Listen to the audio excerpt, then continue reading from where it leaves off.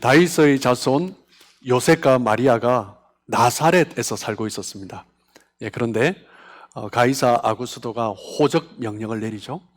호적을 하기 위해서는 고향을 떠난 사람들이 다 고향에 돌아가서 호적 신고를 해야 됐습니다. 옛날에 한국의 본적과 같은 것 같아요, 그죠? 그래서 자기 고향으로 가서 다 등록을 다시 했습니다. 그때 마침 만삭이었던 우리 마리아가 그 몸을 이끌고 베들레헴으로 가게 되었습니다. 누가복음 2장 1절에서 5절까지 말씀을 보시면 그때 가이사 아구스도가 영을 내려 천하로 다 호적하라 하였으니, 이 호적은 구레뇨가 수리아 총독되었을 때에 처음 한 것이라. 모든 사람이 호적하러 각각 고향으로 돌아가며 요셉도 다윗의 집 족속이므로 갈릴리 나사렛 동네에서 유대를 향하여 베들레헴이라 하는 다윗의 동네로 그 약혼한 마리아와 함께 호적하러 올라가니 마리아가 이미 잉태하였더라. 마리아가 이미 잉태한 상황에서 베들레헴으로 가게 된 거죠. 그곳에서 예수님이 태어나셨습니다. 그 모든 것이 하나님께서 말씀하신 그대로 이루어지는 과정이죠. 유대 땅 베들레헴에서 예수님께서 태어나실 것을 우리 미가 선지자를 통하여서 하나님께서 예언해 주셨습니다. 우리가 잘 아시는 말씀이죠. 미가서 5장 2절입니다.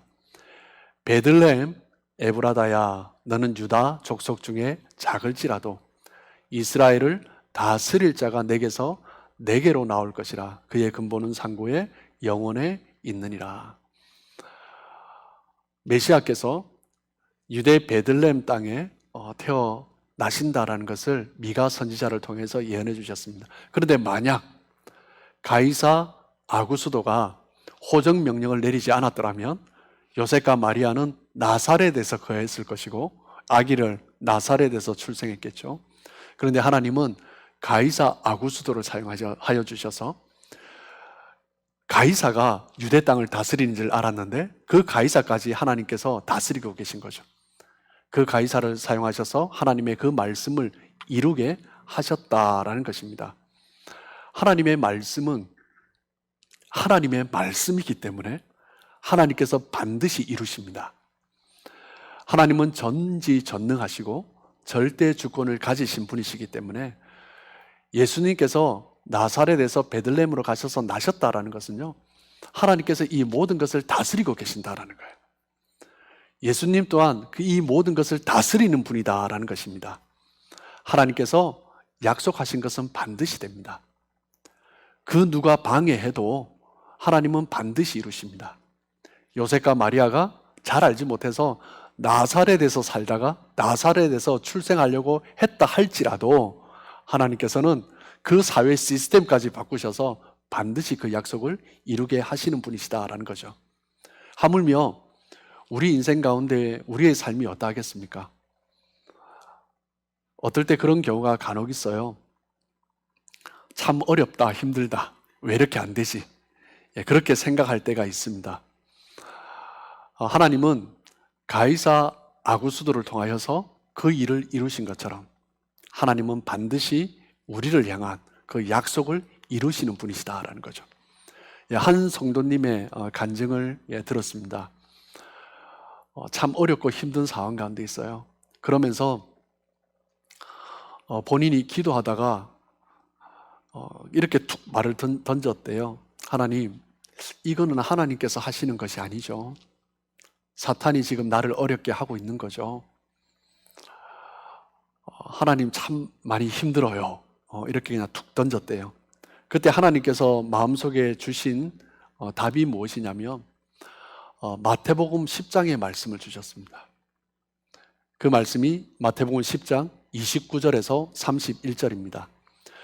참새 2마리가 한 아사리온에 팔리지 않느냐? 그러나 너희 아버지께서 허락하지 아니하시면 그 하나도 땅에 떨어지지 아니하리라. 너희에게는 머리털까지 다 세신 바 되었으니 두려워하지 말라. 너희는 많은 참새보다 귀하니라. 하나님의 응답이 뭐죠? 내가 하고 있다라는 거죠. 어렵고 힘든 일, 사탄이 지금 일하고 있는 줄 알았는데 하나님이 다 허락하신 일이다라는 거죠. 때로는 사탄이 다스린 것 같고 사탄이 방해하는 것 같지만 그 모든 과정마다 하나님의 허락하심이 있었다라는 거죠. 그래서 이분이 그 자리를 박차고 일어섰답니다. 하나님께서 허락하신 것이면 이 어려운 일이라도 하나님은 나를 성장하고 또 환경을 바꾸실 것을 믿습니다 라고 그 자리에서 일어섰대요. 하나님이 하신 일이 아니죠. 왜 이렇게 힘들어요? 라고 했을 때는 정말 힘들었는데 이 어려운 상황도 하나님이 허락하셨다라는 확신이 드니까 어려움이 더 이상 나를 어렵게 하지 않는 거예요. 왜? 하나님은 나를 사랑하시니까. 나에게 가장 좋은 것을 주시니까. 그의 자녀에게 때로는 어렵고 힘들게 징계하신다 할지라도 그 징계가 최종 목적이 아니니까 그 자리를 벌떡 일어설 수 있는 것입니다. 하나님은 결코 참새 한 마리도 그냥 떨어지지 않게 하십니다. 우리의 머리털 하나도 그냥 상하게 하지 않으세요. 하나님은 모든 것을 다 다스리는 분이시기 때문입니다. 그래서 로마서 8장 28절의 신앙이 너무나 중요한 것입니다. 우리 로마서 8장 28절 우리 함께 읽어보겠습니다. 시작. 우리가 알거니와 하나님을 사랑하는 자 곧 그의 뜻대로 부르심을 입은 자들에게는 모든 것이 합력하여 선을 이루니라. 누구에게 선을 이루십니까? 다시 한번 말씀을 한번 보시죠.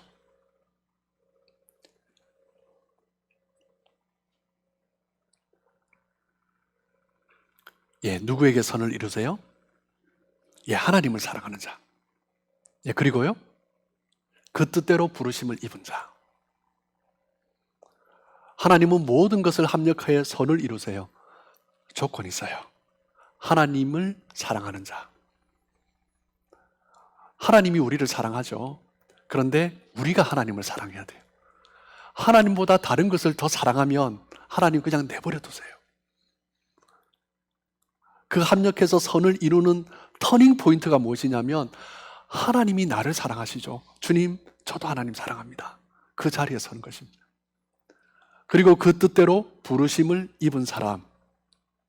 내가 하나님을 믿고 하나님이 나를 택하시고 나를 이끌어 가시고 그렇기 때문에 그 하나님의 부르심 가운데 내가 서 있다라는 확신 가운데 있을 때 하나님은 그 모든 것을 합력해서 어렵고 힘든 일을 할지라도 때로는 사탄이 방해한다 할지라도 때로는 가이사가 맡고 있다 할지라도 그 헤롯이 맡고 있다 할지라도 하나님은 그 모든 것을 합력해서 선을 이루게 하신다라는 것입니다. 그렇기 때문에 내가 하나님을 사랑하고 내가 하나님의 뜻 안에 있다라는 확신이 있으면 이런 사람은 아무 걱정하지 않아도 됩니다.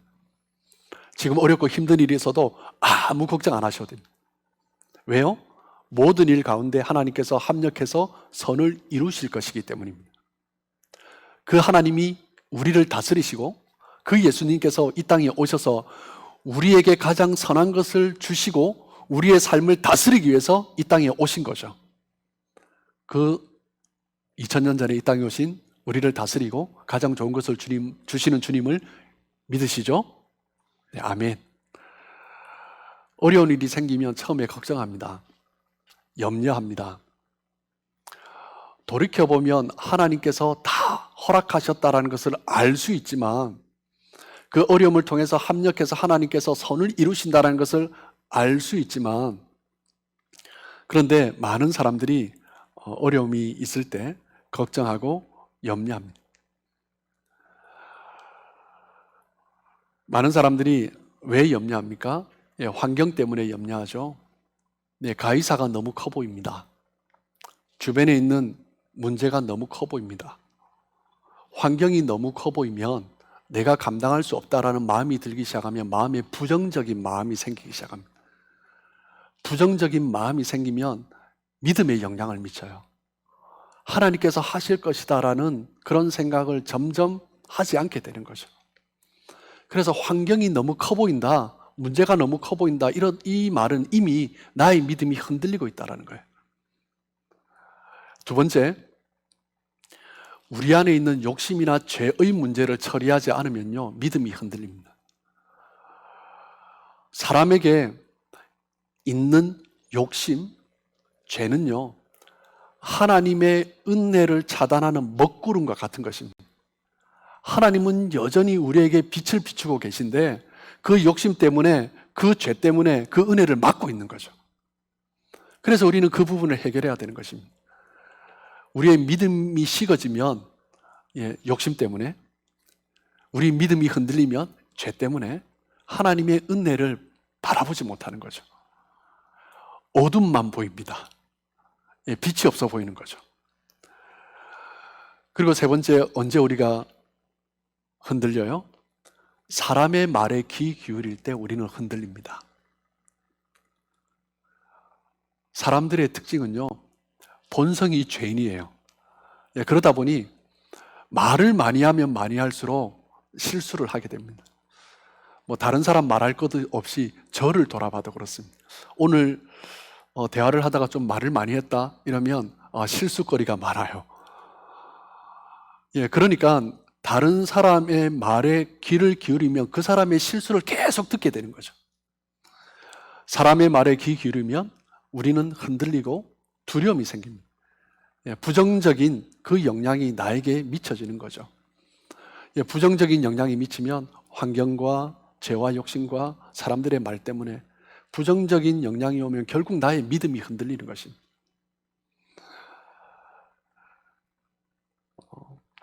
이사야 41장 10절입니다. 제가 참 좋아하는 말씀인데, 이 말씀은 여러분도 다 아실 거예요. 그런데 강력 추천합니다. 내가 예수님 믿고 교회 등록했다면 반드시 암송해야 될 말씀입니다. 이사야 41장 10절입니다. 두려워하지 말라, 내가 너와 함께함이라. 놀라지 말라, 나는 내 하나님이 됨이라. 내가 너를 굳세게 하리라. 참으로 너를 도와주리라. 참으로 나의 의로운 오른손으로 너를 붙들리라. 이스라엘 백성들이 당시에 바벨론 때문에 두려워 떨고 있었습니다. 바벨론이 너무나 커 보인 거죠. 두려워했습니다. 그때 하나님께서 말씀하시는 거예요. 두려워 말라, 내가 너와 함께함이니라. 놀라지 말라, 나는 내 하나님이 됨이니라. 내가 너를 굳세게 하리라. 참으로 너를 도와주리라. 참으로 나의 의로운 오른손으로 너를 붙들리라. 하나님은 두려워하고 믿음이 흔들리고 어찌할 바를 모르는 그의 백성들에게 하나님은 반드시 붙드시고 일으키신다고 약속하십니다. 사람들의 말을 들어보면 블레셋뿐만 아니라요, 그 이방의 말을 들어보면 이스라엘은 이미 끝났습니다.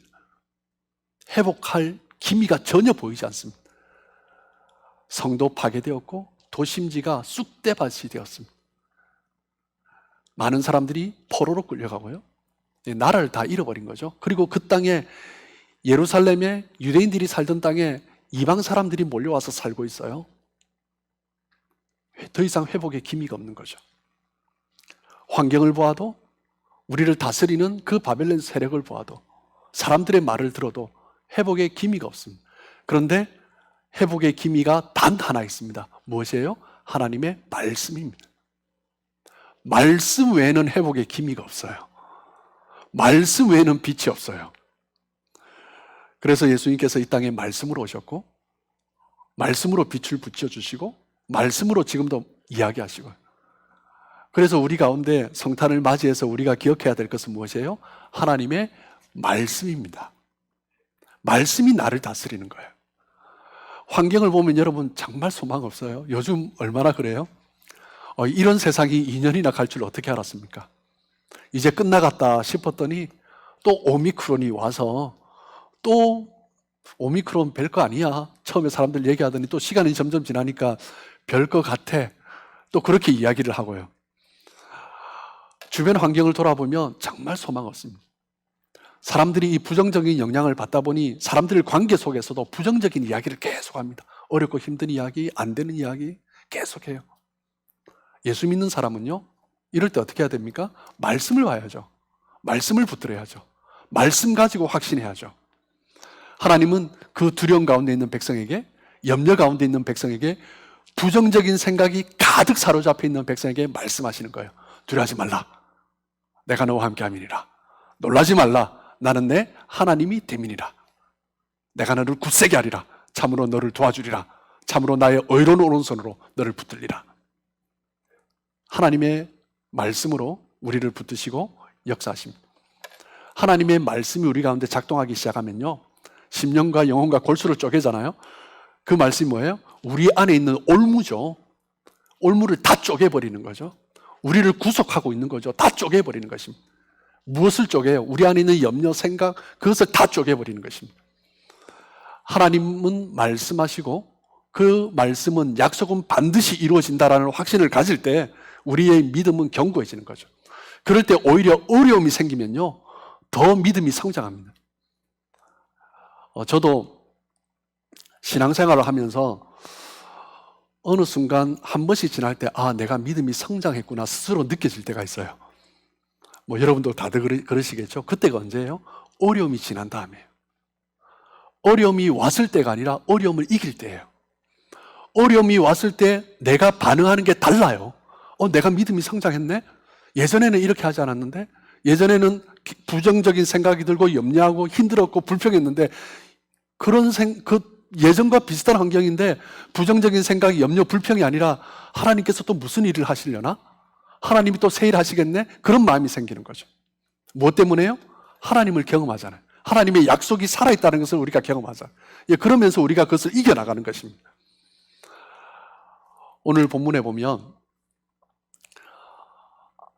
동방박사가 별을 보고, 큰 별을 보고 예루살렘으로 찾아왔습니다. 동방에서 큰 별이 떠올랐습니다. 마치 광야에서 이스라엘 백성들을 구름기둥, 불기둥으로 인도하듯이 그 큰 별이 동방박사들을 예루살렘으로 이끌어왔습니다. 하나님께서는 미가 선지자의 예언 그대로 그리스도이신 예수님을 베들레헴에 탄생하게 하셨습니다. 그때 오늘 본문 마태복음 2장 3절에 예루살렘에 도착했을 때 헤롯 왕과 온 예루살렘이 소동한지라라고 이야기하고 있죠. 소동이 일어났습니다. 무엇 때문에요? 베들레헴에 왕이 날 것이다. 그 이야기가 지금 돌기 시작하는 거죠. 동방의 박사들, 왕과 같은 존재들이죠. 그런 사람들이 온 것입니다. 유대인의 왕이 태어났다고 하니 헤롯이 놀랐을 것입니다. 내가 왕이 되어야 하는데, 내가 다스리고 있는데, 그 유대인의 왕이 태어나면 어떤 마음이 들까요? 죽여야겠다라는 마음이 들겠죠. 마태복음 2장 4절에서 6절입니다. 왕이 모든 대제사장과 백성의 서기관들을 모아 그리스도가 어디서 나겠느냐 물으니 이르되 유대 베들레헴이오니 이는 선지자로 이렇게 기록된 바 또 유대 땅 베들레헴아 너는 유대 고을 중에서 가장 작지 아니하도다. 내게서 한 다스리는 자가 나와서 내 백성 이스라엘의 목자가 되리라 하였음이니이다. 헤롯은 동방박사의 그 말을 듣고 그리고 서기관들과 그 대제사장의 이야기를 다 듣고 난 다음에 베들레헴에서 아이가 난다는 거예요. 유대인이 왕이 난다는 거예요. 그리스도가 난다는 거예요. 그렇다면 죽이고 싶은 마음이 있다면 동방박사들이 갈 때 군대를 같이 보내야 되잖아요. 그런데 군대를 보내지 않았어요. 무엇 때문에요? 말씀을 믿지 않은 거죠. 하나님의 약속을 믿지 않은 것입니다. 유대인의 왕이 태어나면 죽이고 싶은데 이것은 또 말이 안 되는 거예요. 이 별을 보고 왔다? 왕이 태어났다? 말이 안 되는 거죠. 그런데 만약 헤롯이 그 동방박사의 그 행함을 믿고 대제사장과 서기관들로부터 들은 그 미가의 그 예언의 그 말씀을 믿었더라면 군대를 보냈겠죠. 그러면 예수님을 죽였겠죠. 그런데 믿지 않은 거예요. 그래서 예수님은 그곳에서 태어나셨습니다. 헤롯은 말을 하죠. 가서 아기에 대하여 자세히 알아보고 찾거든 내게 고하여 나도 가서 그에게 경배하게 하라. 거짓말이죠. 만약 찾는다면 나한테 말해라. 그 다음 내가 알아서 처리하겠다라는 거죠. 그런데 찾을 거라고 생각을 하지 않은 것입니다. 그런데 동방박사들은 그 별을 따라서 베들레헴으로 갔고 그곳에서 아기 예수님을 경배했습니다. 그리고 동방박사들이 준비해온 그 보배압을 열어서 유황과 몰약, 황금을 예물로 드렸습니다. 그리고 하나님께서는 그 동방박사를 인도하셔서 헤롯에게로 보내지 아니하고 오던 길과 다른 길로 보내셨죠. 마태복음 2장 12절입니다. 그들은 꿈의 헤롯에게로 돌아가지 말라 지시함을 받아 다른 길로 고국에 돌아가니라. 꿈에 하나님의 말씀을 받았습니다. 동방 박사는요, 이방 사람이지만 그 예언의 말씀을 믿었고 그 말씀대로 순종해서 왔고, 그리고 하나님의 말씀을 듣고 또 그 인도함을 따라 돌아간 것입니다. 마치 이스라엘 백성들 믿음이 연약한 가운데 있을 때에도 구름 기둥, 불 기둥으로 인도하셨던 것처럼 하나님께서는 그 동방 박사들을 인도해 가신 것입니다. 하나님은 지금도 우리를 인도하십니다. 지금도 우리의 삶을 다스리십니다. 성령께서 우리를 인도해 가고 계십니다. 우리가 눈에 보이지 않지만 성령께서는 여전히 우리 가운데 역사하고 계십니다. 우리를 인도하시고 보호하시고 우리를 끝까지 책임져 주시고 결국 우리를 승리하게 하시는 거죠. 예수님께서 탄생하신 날 그 밤에 큰 축제가 벌어졌습니다. 누가복음 2장 13절 14절입니다. 호련히 수많은 천군이 그 천사와 함께 하나님을 찬송하여 이르되 지극히 높은 곳에는 하나님께 영광이요 땅에서는 하나님이 기뻐하신 사람들 중에 평화로다 하니라. 수많은 천군 천사가 하나님을 찬송했습니다. 호련히 수많은 천군 천사들이, 그 어두운 밤에 그 천군 천사들이, 수많은 천군 천사들이 어떻게 보였을까요? 빛 가운데 그것을 하나님을 찬양하며 노래하며 춤췄던 것 같아요. 축제의 날 밤에 불꽃놀이 하듯이 아마 천사들이 그렇게 가득 메우지 않았을까 생각합니다. 축제의 밤이죠. 예수님이 태어나신 그날 그 축제가 있었습니다. 그리고 그 축제에 함께 동참했던 사람들이 누구예요? 어두운 광야에서 양떼를 지키던 목자들입니다.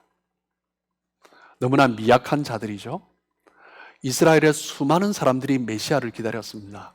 오늘 마태복음 2장에 대제사장과 서기관들이 이야기하고 있는 것처럼 미가사의 미가 선지자의 예언처럼, 구약의 예언처럼 그리스도를 기다렸습니다. 그런데 그들은 그 예수님이 오시는 그 축제의 날 동참하지 못했습니다. 그냥 광야에서 추운 밤 그 양떼들을 지키던 그 목자들이 동참하게 된 것입니다.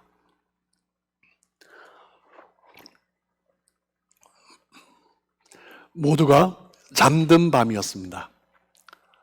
얼마나 영적으로 어두웠는가 그것을 보여주는 거죠. 그러자 서기관과 바리새인들도 깨닫지 못할 만큼 영적으로 너무나 어두운 날이었습니다. 예수님이 태어나신 그날 축제의 날이지만 그 백성들에게는 너무나 영적으로 캄캄한 날이었습니다. 그들은 깨닫지 못했습니다. 그런데 목자들은 깨어 있었어요. 깨어 있다라는 것은 주님의 오심을 기다리는 것, 영적으로 깨어 있는 것, 듣는 귀가 열려 있어야 하는 것을 의미합니다. 하나님께서 임하실 때, 하나님께서 다스리실 때 여전히 듣지 못하는 자들이 있습니다. 그런데 목자들은 그것을 들었고 보았고 함께 축제를 누렸습니다. 여러분, 하나님의 말씀은 반드시 이루어집니다. 2000년 전에 목자들이 누렸던 그 축제의 날이 다시 있을 것입니다. 예수님이 처음 이 땅에 임하실 때 있었던 그 축제가 예수님이 재림하실 때 다시 일어날 것입니다. 그런데 예수님이 초림하실 때 여러분 생각해 보십시오. 그 수많은 이스라엘 백성들 중에 누가 축제를 누렸습니까? 가슴 아프죠. 그 축제의 밤, 그 목자들만 누렸다는 것이, 그리고 이방의 그 동방 박사들이 와서 함께 누렸다는 것, 이게 너무나 기쁨이지만 또 다른 면을 보면 너무나 가슴 아픈 이야기입니다. 예수님께서 다시 오시는 날 다시 그 축제가 일어날 것입니다. 사랑하는 성도 여러분, 저와 여러분이 그 축제에 동참하게 되길 주님의 이름으로 축복합니다. 정말 그날이 축제의 날이 되었으면 좋겠습니다. 수많은 서기관과 바리새인들이 여전히 영적으로 어두워서 말씀을 보면서 그리스도가 오실 것이야 라고 이야기했던, 가르쳤던 사람들인데 그들은 동참하지 못했어요. 얼마나 가슴 아픈 일입니까? 예수님께서 탄생하시는 날 이 세상을 다스리는 지도자들 동참하지 못했고, 종교 지도자들도 동참하지 못했고, 말씀을 누구보다 잘 알고 있는 그 서기관들도 동참하지 못했고요. 그런데 그 저 동방에 이방인들이 동참했고, 이 땅에서 가장 비천하다라고 취급받는 자들이 함께 동참했습니다. 예수님이 다시 오시는 날, 2000년 전에 일어났던 그 축제가 다시 일어나게 될 때 우리 모두가 함께 동참하며 그 주님의 다스림을 기뻐하고 그 주님 앞에 더욱더 나아가는, 그러하기 위해서는 우리가 할 것은요, 말씀 가운데 있는 것입니다. 사람의 다스림이 아니라, 환경이 우리를 다스리는 것이 아니라, 우리의 욕심, 죄가 우리를 다스리는 것이 아니라 말씀이 다스리는 것입니다. 말씀이 우리를 지키고 인도하고 보호하고, 말씀 가운데 우리가 설 때 결국 승리할 것을 확신하며, 그것을 우리가 다시 한번 하나님의 인도 가운데 나아가는 것, 그것이 바로 성탄절입니다. 오늘 하루 그 성탄의 은혜 가운데 2000년 전에 왔던 그 축제를 기억하고, 그리고 예수님이 재림하실 때 다시 임하게 될 그 축제를 기대하심으로 오늘 성탄을 살아가시는, 그리고 우리의 평생의 삶이 그 소망 가운데 거하는 저와 여러분 되시길 주님의 이름으로 축복합니다.